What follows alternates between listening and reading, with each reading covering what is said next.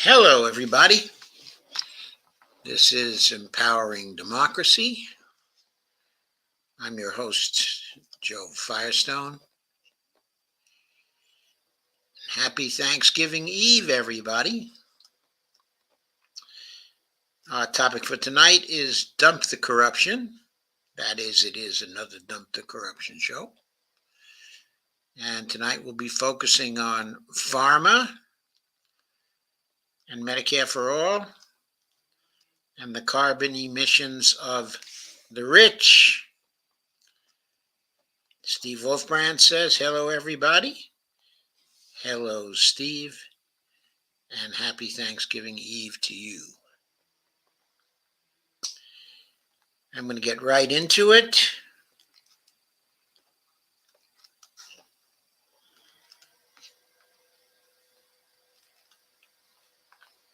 And here is our old friend, not quite so popular anymore, just about as unpopular as he is popular.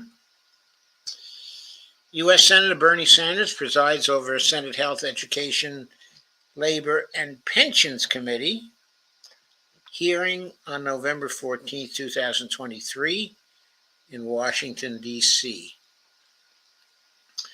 The headline is Sanders Dems invite Pharma CEOs to testify on sky-high drug prices.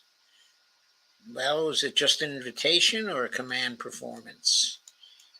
Anyway, quote, the American people have a right to know why it is that they pay by far the highest prices in the world for prescription drugs, unquote, said the Vermont senator.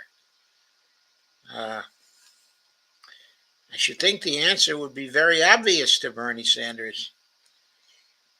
But anyway, U.S. Senator Bernie Sanders and every Democratic member of the committee chair sent letters on Tuesday inviting the CEOs of three major pharmaceutical companies to testify at the upcoming hearing on the nation's prescription drug costs, which are so high that millions of Americans are forced to ration their medications to save money. Quote, the American people have a right to know why it is that they pay by far the highest prices in the world for prescription drugs, while the pharmaceutical industry in the United States makes hundreds of billions of dollars in profits and pays their CEOs tens of millions of dollars in compensation.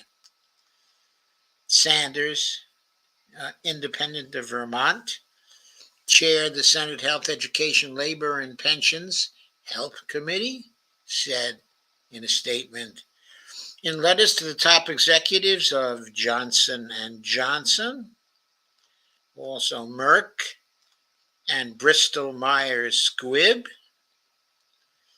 Sanders and his Democratic colleagues asked, quote, how does it happen that 1 out of 4 Americans cannot afford to take the medicine their doctors prescribe, while prescription drug companies make billions in profits and pay their executives exorbitant compensation packages, unquote.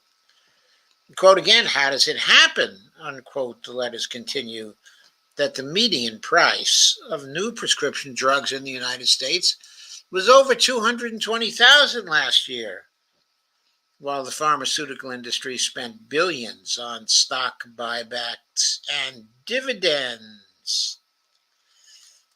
And Bernie tweeted, the U.S. pays by far the highest prices in the world for prescription drugs. Today, I and a majority of Health Committee senators invited the CEOs of some of the largest pharmaceutical companies in America to testify about why this is the case. We look forward to their response.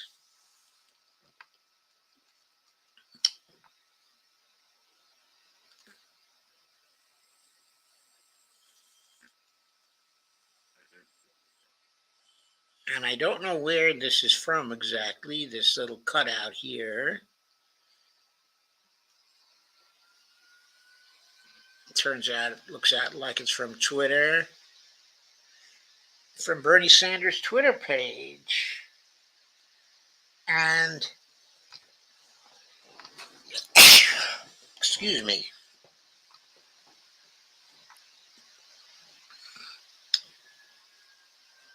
looks like this might be an article from the Washington Post.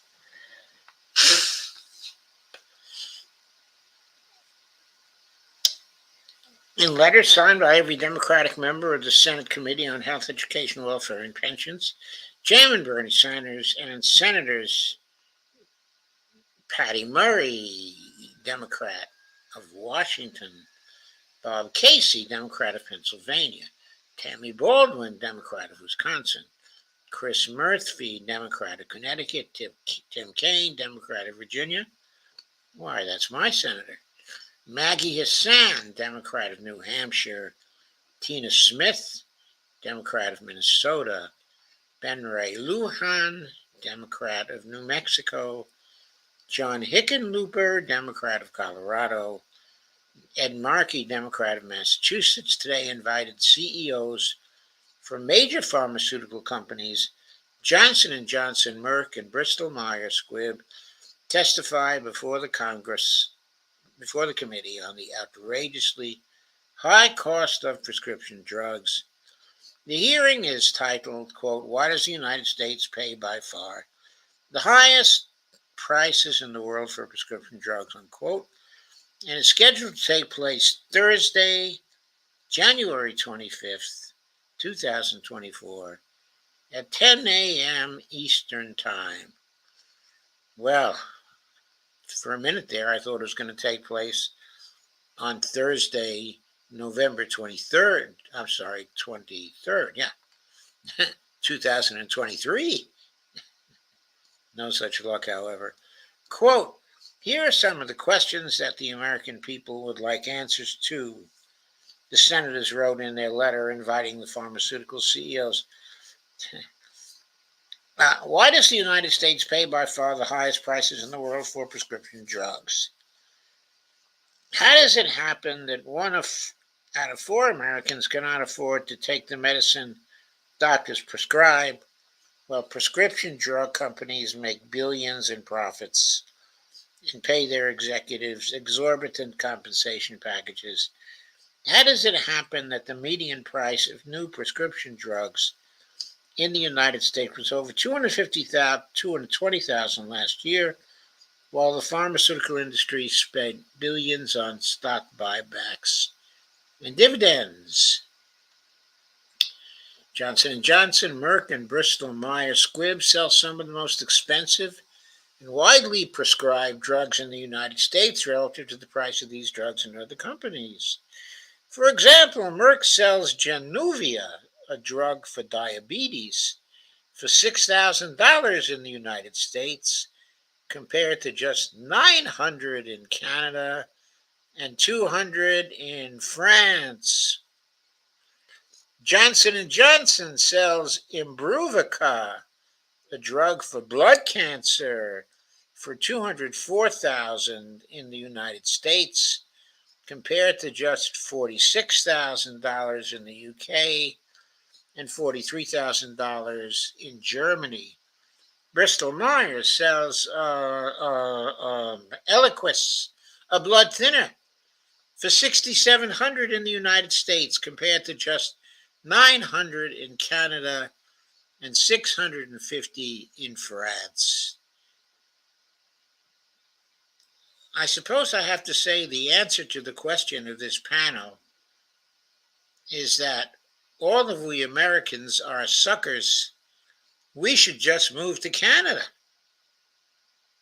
Then we could get healthcare that's free at the point of service and pay these much lower prices for drugs. Maybe we should even move to France, and it would be even cheaper. Or maybe what we should just do is vote against every single representative and senators taking any big money from the healthcare industry. Any big money at all from the healthcare industry. Maybe then we would get a Medicare for all bill passed. And maybe then the government would regulate the prices of pharmaceuticals or simply negotiate them, simply negotiate those prices down so we could pay $900 and $650 as well. In 2022, Johnson & Johnson made $7.9 billion in profit, and its CEO, Joaquin Duato, received $27.6 million in compensation. That same year, Merck made $14.5 billion in profit, and its CEO, Robert Davis, made $52.5 million in compensation, while Bristol Myers Squibb made $6.3 billion in profits, and its former CEO made $41.4 million in compensation. Quote, the American people have a right to know why it is they pay by far the highest prices in the world for prescription drugs. While the pharmaceutical industry makes hundreds of billions in profits, pays their CEO tens of millions of dollars in compensation, said Bernie. Quote, I look forward to hearing from the CEOs of large pharmaceutical companies directly on this critical issue. I also look forward to working with my colleagues in the Senate to lower the outrageously high price of prescription drugs. A life-saving drug is not effective if the patient who needs that drug cannot afford it. Truer words were never spoken, but really this is not much of a mystery. Actually, what we should do is get the senators to all take the stand and testify to the contributions from the healthcare industry that, and from the pharmaceutical companies in particular, that they have received. That would go far to explaining why we pay so much more than the people in other countries. Isn't that really the reason? Isn't that the reason why a Medicare for all bill that would allow the government to negotiate prices has not been passed? I mean, come on, let's be real about this. Let's be absolutely real. So, going further in this article, Johnson & Johnson, Merck, and Bristol Myers Squibb are some of the U.S. pharmaceutical industry's biggest offenders when it comes to charging Americans exorbitant prices for medications that can be purchased at a fraction of the cost in other countries. In a statement, Sanders' office pointed to Johnson & Johnson and AbbVie's Imbruvica, a blood cancer price that carries a list price of roughly $204,000 for an annual supply in the United States. The drug sells for $46,000 annually in the United Kingdom and $43,000 in Germany. Imbruvica is one of 10 drugs that the Biden administration selected for an initial round of price negotiations with Medicare, which was empowered to directly negotiate prescription medicine costs with pharmaceutical companies under the Inflation Reduction Act. The three companies run by the invited executives have all sued the Biden administration over the Medicare price negotiations. In September, a federal judge in Ohio rejected an effort by the U.S. Chamber of Congress to halt the negotiations. Sanders says Tuesday that he looks forward to, quote, hearing from the CEOs of large pharmaceutical companies directly on this critical issue, unquote. I also look forward to working with my colleagues in the Senate to lower the outrageously high price of prescription drugs, unquote. The senator added, quote, a life-saving drug is not effective if the patient who needs that drug cannot afford it. The hearing, titled, quote, why does the United States pay by far the highest prices in the world for prescription drugs, unquote, is set to take place on January 25th, 2024 at 10 a.m., according to one of the earlier lines in this article. So there we have it. This question is being seriously proposed when we all know that we are paying these extremely high prices for prescription drugs because we cannot pass a Medicare for All bill with authority for the federal government to negotiate the prices of drugs with the insurance companies. The real question is, why do we all here in the United States, why do we all just take that lying down? Why don't we understand that we can't get a Medicare for All bill passed, even though 70% of American voters want to see one, because our representatives are bought by the big money? And to make the big money ineffective, what we have to do is to dump the corruption. Why is it that we don't know that? We certainly ought to know it by now. It's the easiest thing in the world to conceptualize, I think.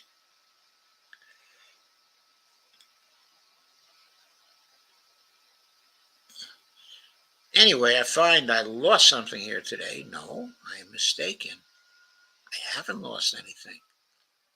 So let me, at this juncture, refresh your memory about how we can dump the corruption. We can all, okay, that is everybody, we can all get together and we can vote according to this, by now, precious rule. The rule: vote against every candidate except those who won't take money from wealthy corporations, individuals, PACs, or party committees, and who repudiate all super PAC support. Bonnie is handing me a note. Do they not believe they have the strength to fight back for what they need? They may not believe they have the strength. But of course, we are telling them here that people do have the strength. All I have to do is go into the voting booth and follow this simple rule. So you might ask, who could they vote for then?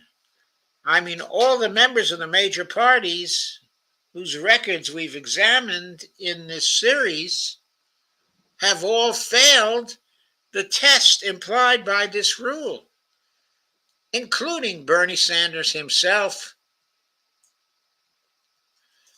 the chairperson of the Health Committee. So who would we vote for?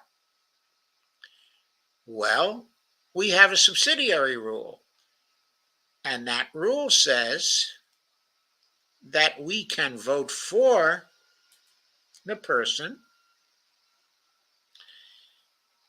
taking the least amount of money from the wealthy corporations, the individuals, the PACs, or the party committees. We can vote for that person. There is always a way to vote. We just have to be commonsensical about it. So,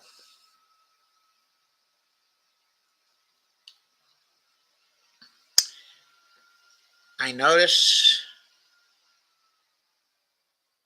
that a lot of my friends are here tonight. Specifically, Dee is here. Hi, Dee. Steve, of course, is here. I've already said hello to Steve. And Kay is here. Hi, Joe and all. Hi, Steve and Dee. Steve says, Happy Thanksgiving Eve, everybody. Steve says, no work until Monday. That is wonderful, Steve. Kay says, back to you, Steve. Kay says, I wanted Bernie.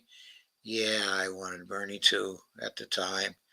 Certainly, if we're voting for people, he was the best of the alternatives in 2016 and in 2020. Steve says, Did you see the former Obama aide harassing the Egyptian food truck vendors? So disgusting. Yes, I noticed that. It was very disgusting. Robert Copeland says, I can tell you why we pay so much for medication is that Big Pharma is greedy and we don't have a single payer health care. Hey, Robert, right on the money. But why don't we have a single payer health care? Because we haven't dumped the corruption yet. Kay says, I wanted Bernie. Steve Wolfbrand says, thank God I only take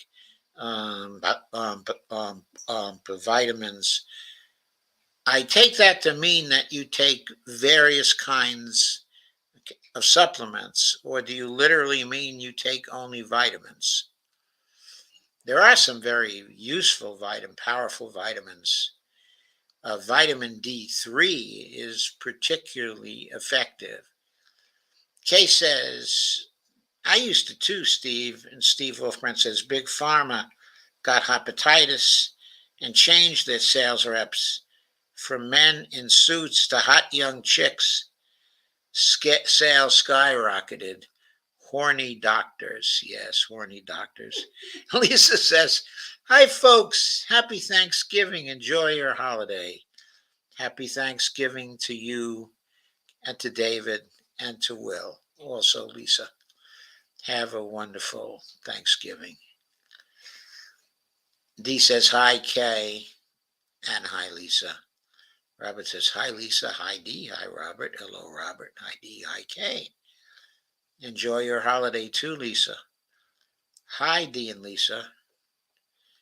Lisa says, Hi, Steve. Steve says, Big Pharma changed their sales reps. Oh, I thought you said that earlier. Isn't that the second time you said that? Yeah. Yeah, it's a bit about the horny doctors. Steve says, Hi, Lisa. Dee says, Lisa, Ezra is trying to connect with you on Z. He needs your new account information. Is Ezra, we talking about by Ezra Wilson here? Because if we're talking about Ezra Wilson, then he should know that Lisa is no longer on X, otherwise known as Zitter. He needs your new account information. So Lisa doesn't have new account information on Zitter because she dumped Zitter.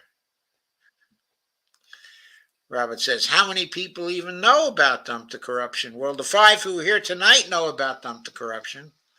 And there are a few more, and that's a start. We got to tell everybody else about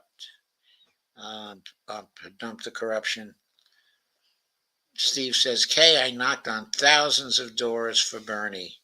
Kay says, no holiday here. Lisa says, D, he is going to get me on Blue Sky. I'm off Twitter. And D, even though I'm on Twitter, I'm also on Blue Sky, so he can get me there too. D says, yes, Ezra Wilson. Okay, and Kay says, good, Steve. And Lisa says, I can get you my info through Joe. That is true. That is true. Steve Wolfbrand says, share to Facebook, right? So let me move to our second piece of news, which is somewhat hopeful, considering what we've just been talking about. Let me present that for your edification. I guess I'm I'm really in a good mood tonight. I'm not sure why. The world is so horrible out there.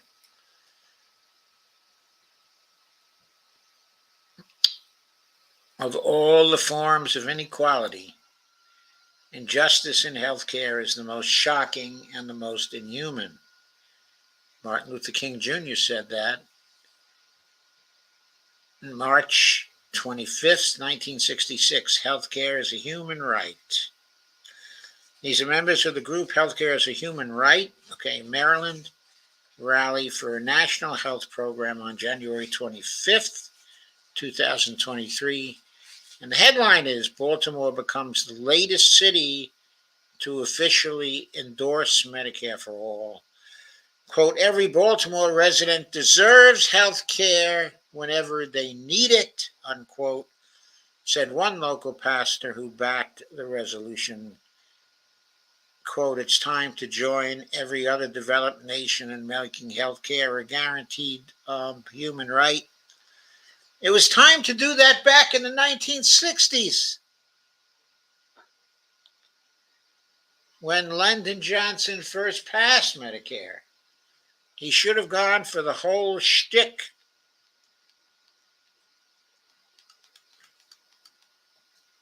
He was a good vote counter, though. He probably wasn't able to count the votes for all those. Anyway, this is by Brett Wilkins. Is it Brett Wilkins? Yeah, Brett Wilkins, November 21st, 2023. Baltimore on Monday became the latest of over 100 U.S. Cities to officially endorse a national health care program commonly called Medicare for All. The passage of the Medicare for All resolution introduced by Democratic Baltimore City Council members Christopher Burnett and Odette Ramos puts Maryland's largest city in a growing group of cities, including Philadelphia, San Francisco, Seattle, Los Angeles, Atlanta, Denver, Austin, and Washington, D.C., that have endorsed federally funded universal healthcare programs. I got to ask, where is New York in this group? Where is New York? Philadelphia is here, Washington is here, and New York is not? That's ridiculous. And where's Boston? There's no Boston here. I want to thank, quote, I want to thank the advocates who have been pushing these resolutions across the country to try and show that there are cities that understand that our constituents, in order to fully thrive, need access to health care, unquote, Burnett said Monday. Local Reverend Alvin C. Hathaway, senior pastor of the Union Baptist Church, told the consumer advocacy group Public Citizen that, quote, every Baltimore resident deserves health care whenever they needed it. Quote again, no one should be forced to make the desperate choice between paying for insulin or groceries, unquote, Hathaway added. Quote, it's time to join every other developed nation in making health care a guaranteed human right, unquote.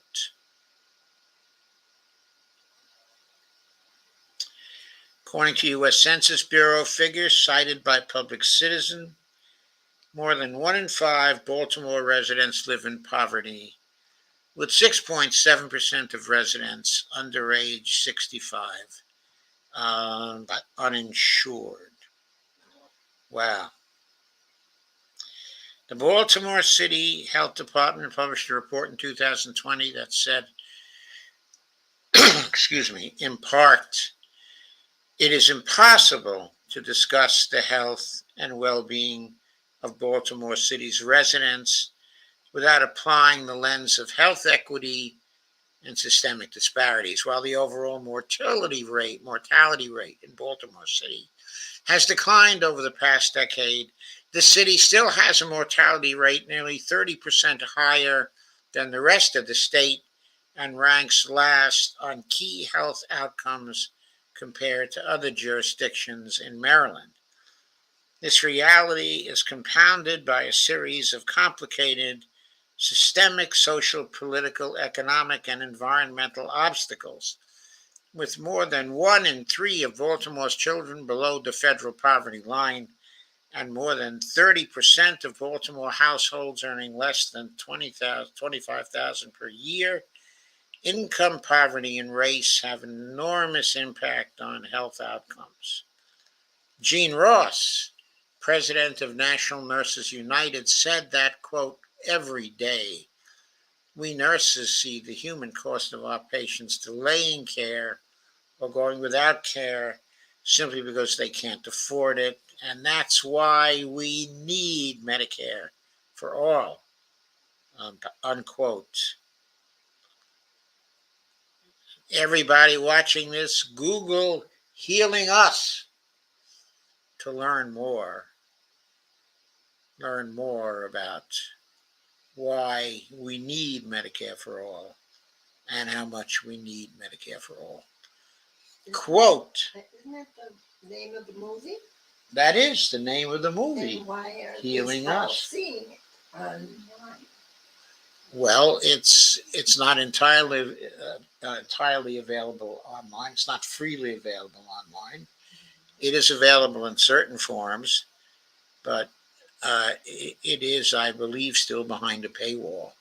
Quote, we're grateful to the city of Baltimore for joining more than 100 other cities around the world in passing a resolution in support of Medicare for all, unquote, Ross added. Quote again, the grassroots movement to guarantee health care to all in the United States is growing every day, unquote.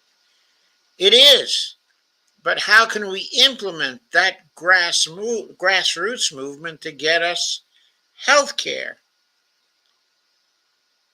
We already have 70% of voters in favor of Medicare for all. Why doesn't it pass? It's obvious. It's because of the person who's in the presidency and because of the people who are in the two houses, of Congress. They don't want it. They're not willing to go to the mat for it. Why is that? Because the leadership in both parties, in both houses, they are against Medicare for all. And they will be against it as long as a considerable part of their donations comes from the healthcare industry or comes from party committees getting donations from the healthcare industry or from the pharmaceutical industry. Earlier this year, U.S. Senator Bernie Sanders joined Representatives Pramila Jayapal and Debbie Dingell in reintroducing Medicare for all into the Congress. They reintroduced it. It's a good bill. It's not perfect. But compared to what we have now, it would be great. It's not moving. It was introduced. It's not getting a vote. Why isn't it getting a vote? Well, right now, it's because Mike Johnson would never give it a vote in the House. But to be fair, if Hakeem Jeffries was the Speaker, he would not give it a vote, in the House. And in the Senate, of course, Chuck Schumer would never give it a vote. And if by some miracle it ever got through the two houses of Congress, Joe Biden has said, I'm not sure he would have the guts to do this if it got through both houses of Congress, but he has said if it came to his desk, he would veto it. Quote, the American people understand, as I do, that health care is a human right, not a privilege, unquote, Sanders said at the time. As we speak, there are millions of people who would like to go to a doctor but cannot afford to go. That is an outrage. It is an outrage. It's been an outrage for decades. I wouldn't say it's been an outrage since before Bernie was born, because he's pretty old. But it's been an outrage before a lot of us were born. And it's an outrage now. And let's face it, folks, the way things are going in politics, if we don't change by doing something radical, it's going to be this way in 2025. Of course, it's going to continue to be this way in 2024. But in the new Congress in 2025, it's going to be this way. In the Congress of 2027, it's going to be this way. And most probably in the Congress of 2029, it's going to be this way too, because the only way to stop it from being this way is to get rid of the domination of donor money in the races for the Congress and the race for the presidency. Unless we get rid of the donor money in those races so it has no influence, that 70% of the voters who favor Medicare for all will not get their way. That is the truth. There must be dump the corruption, or we will not have Medicare for all. As I've mentioned on here a number of times, when Bobby Kennedy was asked whether he would support Medicare for all, he did the usual thing for people running for president. Well, that would be the best system if we were starting from scratch.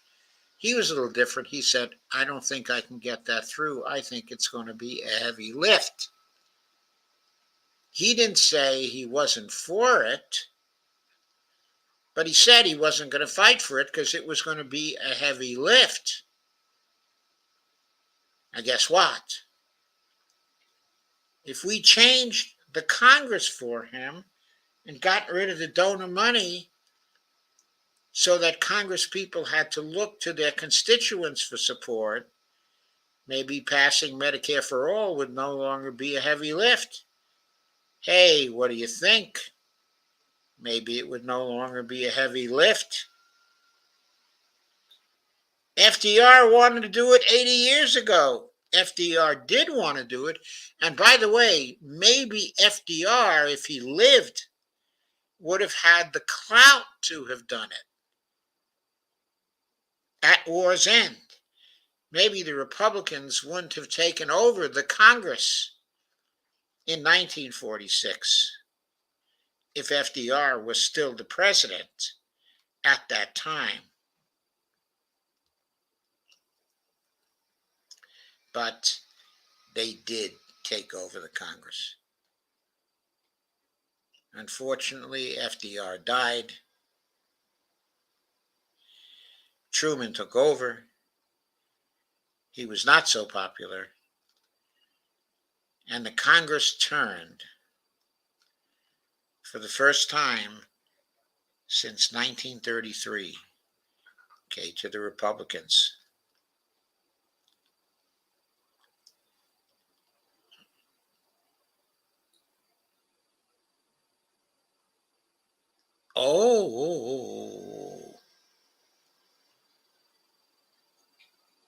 So going over more of the comments,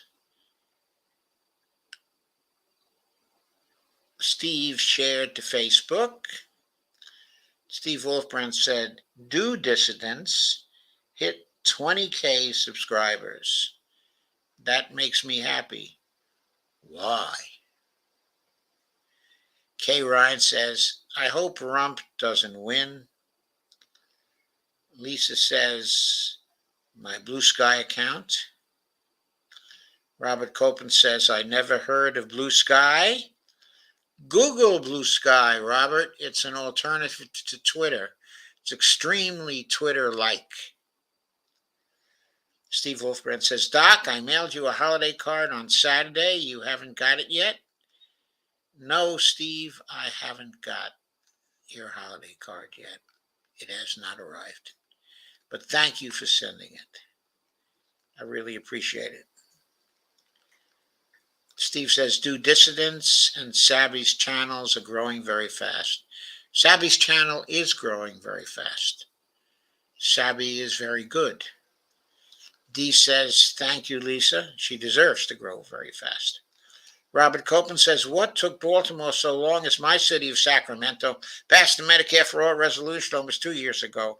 We were not the first city in California to pass a resolution for Medicare for All. Well, things are a little slower in Maryland than they are in California, Robert. What can I tell you? Kay Ryan says, Ohio needs to do that, Robert. And Kay says, GOP in Ohio want to ignore our vote for abortion on the Constitution. I know they do. Well, what is the remedy for that, Kay? It's to throw the GOP out. I know it's hard because they probably gerrymandered everything.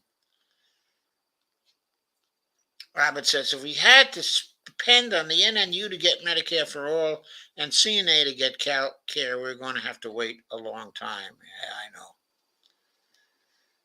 Steve Wolfman said, I grew up with giant portraits of FDR and JFK in my living room. Well, we didn't have portraits of FDR and JFK in my living room. Well, first of all, by the time JFK was president, I was no longer in my living room. I was in graduate school. And I did get to go in person to a JFK speech, at Michigan State. I'm telling you, I wasn't 30 feet away from the guy. And my then wife and I weren't 30 feet away. But truth to tell, I can't really remember whether my wife at that time was my wife at that time. I may have just been going out with her. Kay says, Ohio is very gerrymandered. Yes, it is very gerrymandered. I'm going to turn to the third of our pieces for tonight, since time is a-fleeting, as they say in the funnies. They say that in the funnies? I don't know. Here's another Common Dreams one for you. Your luxury equals our collapse. This one is about that photo is one of climate activists of Extinction Rebellion hold a protest action against private jets at the ExecuJet Aviation Group in Zaventem near Brussels Airport on February 13th, 2023. The photo is from Nicolas, I guess, it's Meyerlink of Belgamag.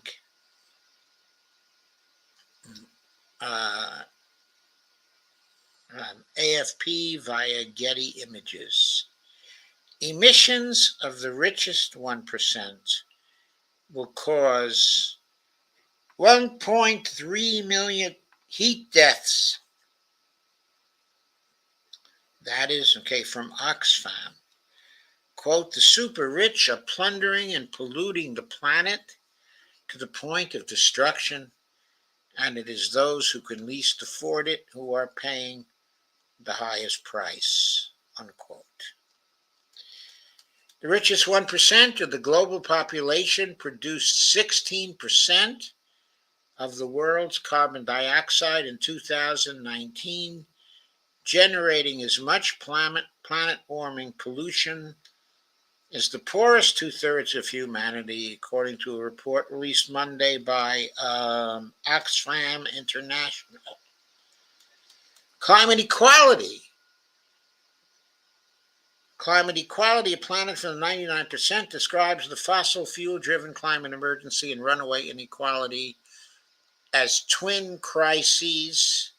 Interesting and useful that they link these two crises that are leaving those least responsible for planetary breakthrough to bear the worst consequences, from catastrophic extreme weather to food and water shortages.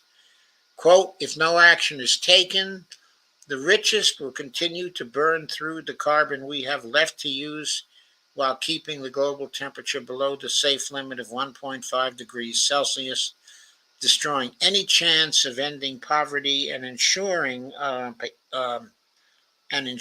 equality, unquote, the report warns. And quote again, the world needs an equal transformation. Only a radical reduction in inequality, transformative climate action, and fundamentally shifting our economic goals as a society can save our planet while ensuring well-being for all, unquote.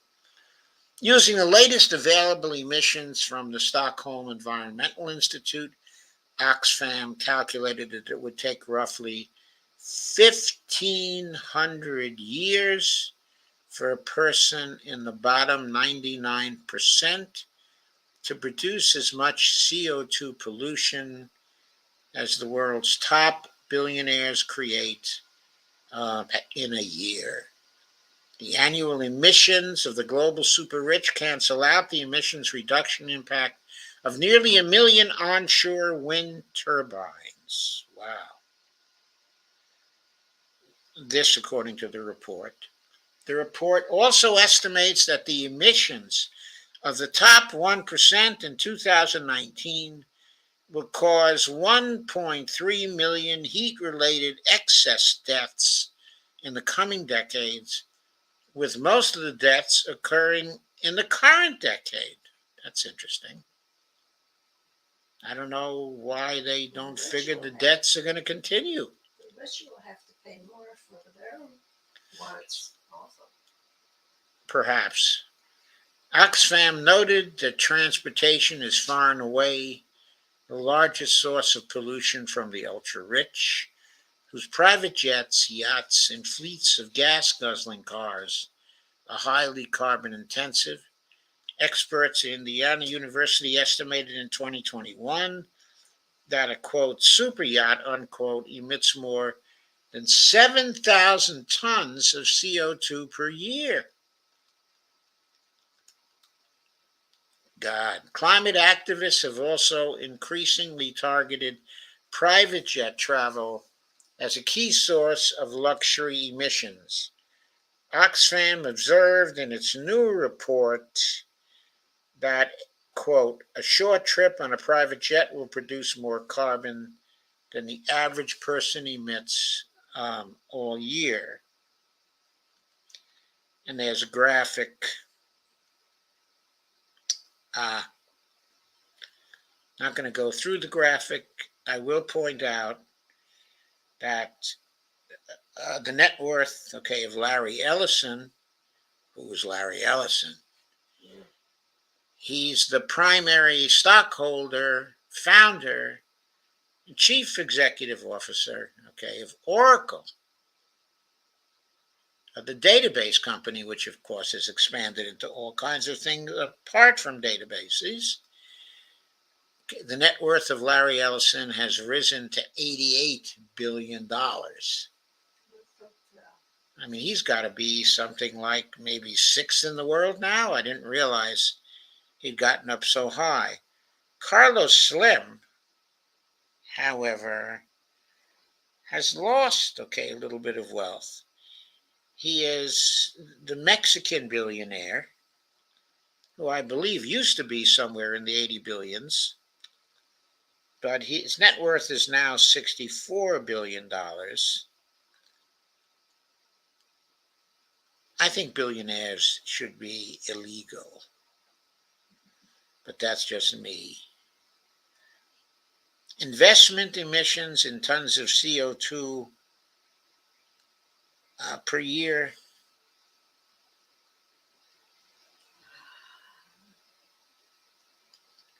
houses, cars, planes, okay, and yacht. 6,974,000 emissions in tons of CO2. I guess for all that Larry Ellison is more wealthy, he emits less, only 135,000 tons. That's because Carlos Slim, is in construction in a big way. He's a construction magnate.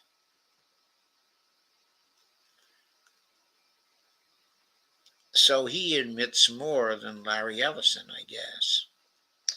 The report comes in the wake of news from the World but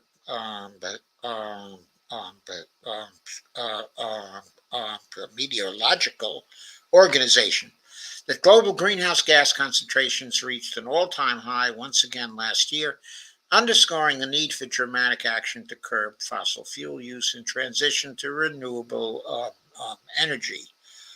Chiara Liguri, Oxfam's senior climate justice policy advisor, said in a statement that, quote, the super rich are plundering and polluting the planet to the point of destruction, and it is those who could least afford it who are paying the higher price. Quote, the huge scale of climate inequality revealed in the report highlights how the two crises are inextricably linked, fueling one another, and the urgent need to ensure the rising costs of climate change fall on those most responsible and able to pay, said she. Quote, governments globally, including the UK, need to tackle the twin crises of inequality and climate change by targeting the excessive emissions of the super rich by taxing them more. This would raise much needed revenue.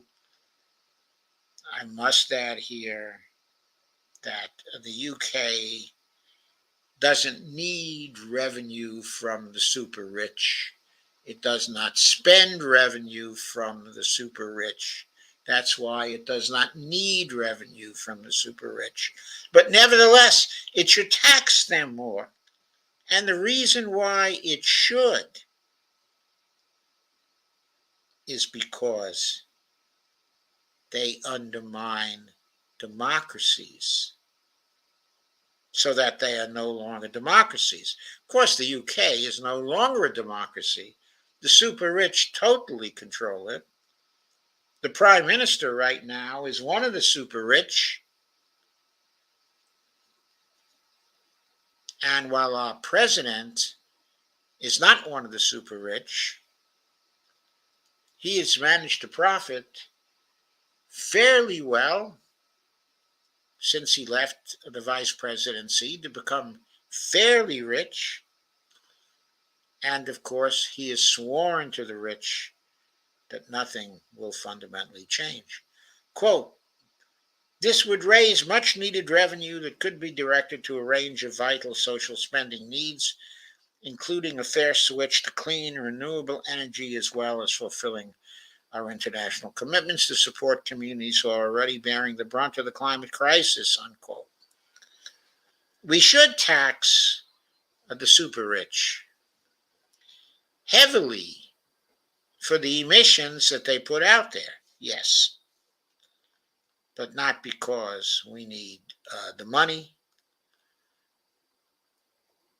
If the UK wanted to, it could spend on a range of vital social spending needs, including a fair switch to clean, renewable energy, as well as fulfilling all the international commitments to support communities without any revenue from the rich, any increase in revenue from the rich.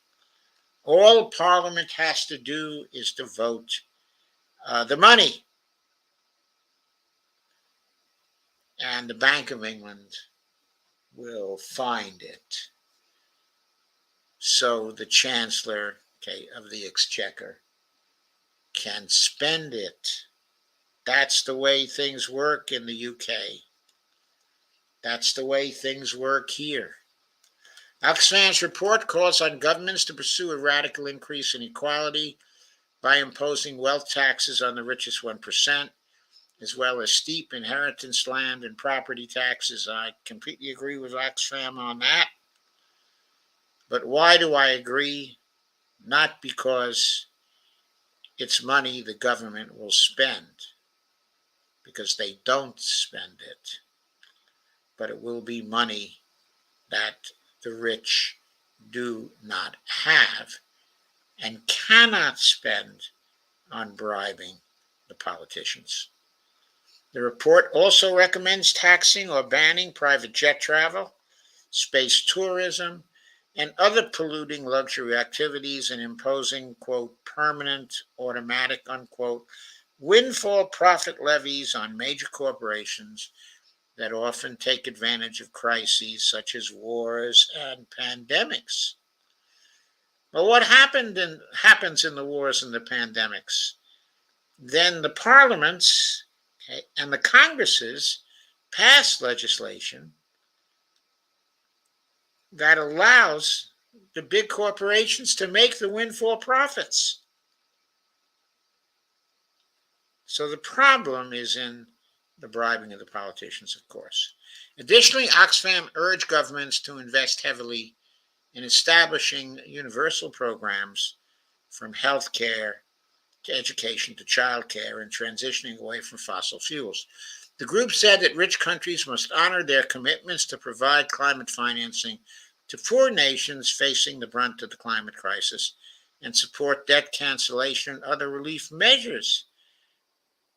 I'm sure we all completely agree. Quote, unless we rapidly reduce carbon emissions, unquote, the report states, quote, we will exhaust the amount of carbon we can emit without triggering climate breakdown within just 5 years, unquote.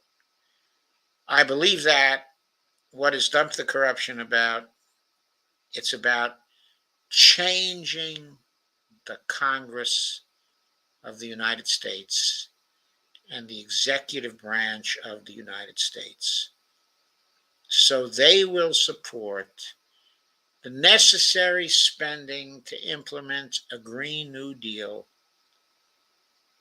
that will allow the United States to make its safe contributions to keeping the global temperature below the safe limit of 1.5 degrees Celsius. And again, that is going to be possible if everybody uses the rule, okay, in voting. So let me get back to your comments.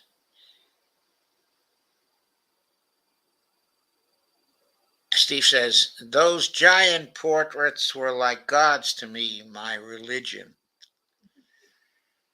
Well, I have to say FDR was kind of like a god to me too. I think JFK was a little less than a god, but if he had been given 2 full terms, he might have made it. Okay. But FDR did make it in my household. My relatives, my grandparents, okay, and my parents started out life as the children, okay, of poor immigrants or as immigrants themselves. They lived in the poor sections of New York City, the Jewish neighborhoods, okay, in New York City. They went to public school, okay, in New York City. They worked themselves up. Very, very hard work. Very hard-working people. And they had opportunities to improve their lives economically. Those opportunities were provided by Franklin Delano Roosevelt and his administrations.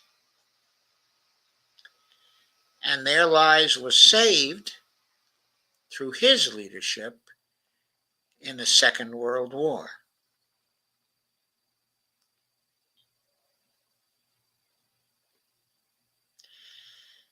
And so, yes, he was like a god to us.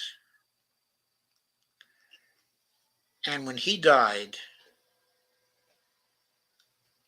in March of 1945, for us, it was like a family member had died. In fact, his death followed by a few weeks of the death of my uncle, in the Second World War.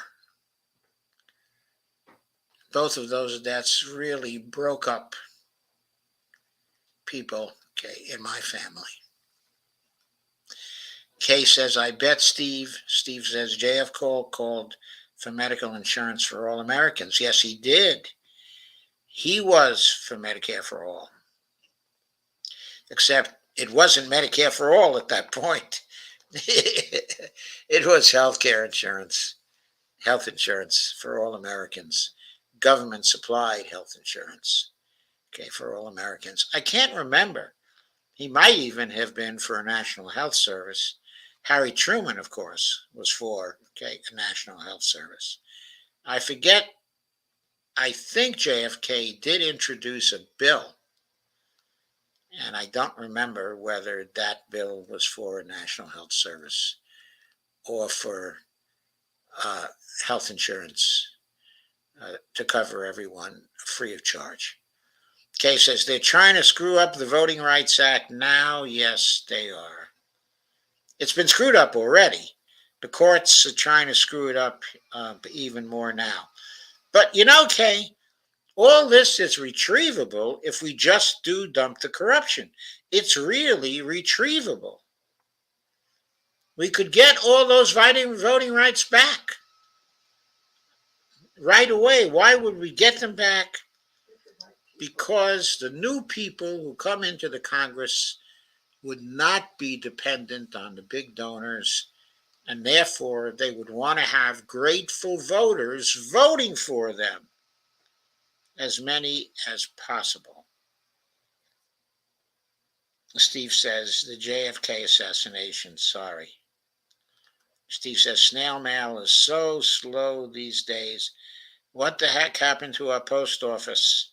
Kay says, the joy, Steve. Yes. Yes. Louis the Joy brings no joy.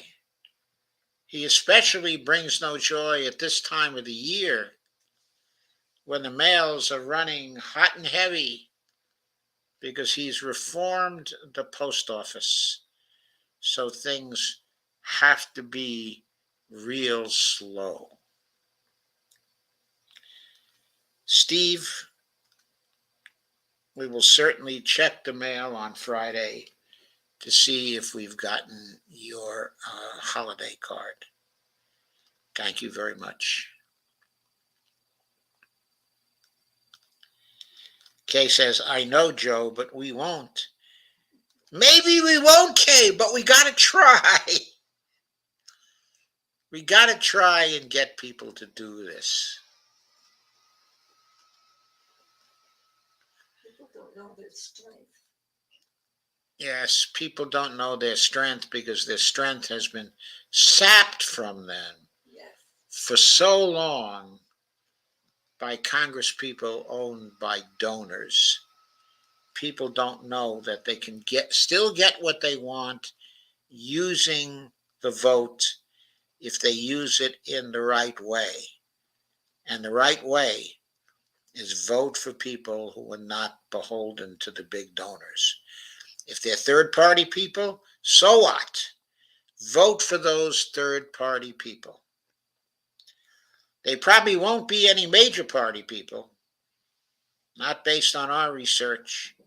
However, you can always vote for the major party people who raise the least amount of money from the big donors. You can find out from Open Secrets who they are, and you can vote for them. And they will be more likely to pass what the polls show the public wants.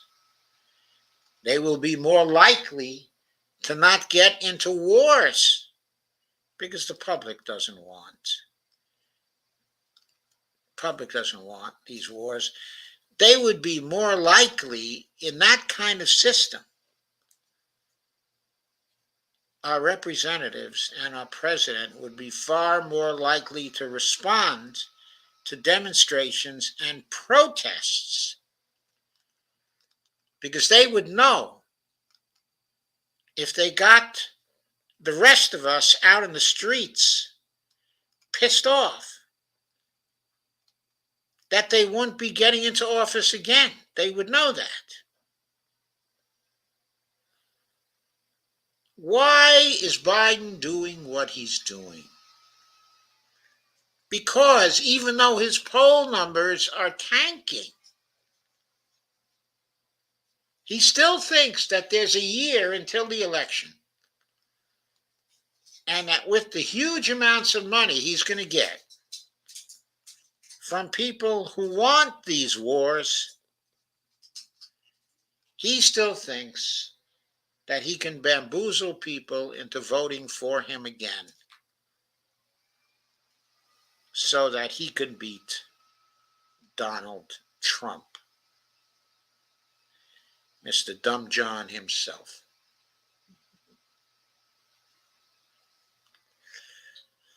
So, folks, time for me to say good night. Once again, happy Thanksgiving Eve to all of you, and a happy Thanksgiving tomorrow. I don't know if I'll have a show tomorrow night. I'm disposed to not have a show tomorrow night, but of course to come back and on Friday and Saturday, okay, instead. But I will let you know through announcements what, okay, I'm going to do. I'm going to talk it over with Bonnie, and we will jointly decide. And Bonnie is... Okay, folks, have a great Thanksgiving, and I'll see you soon.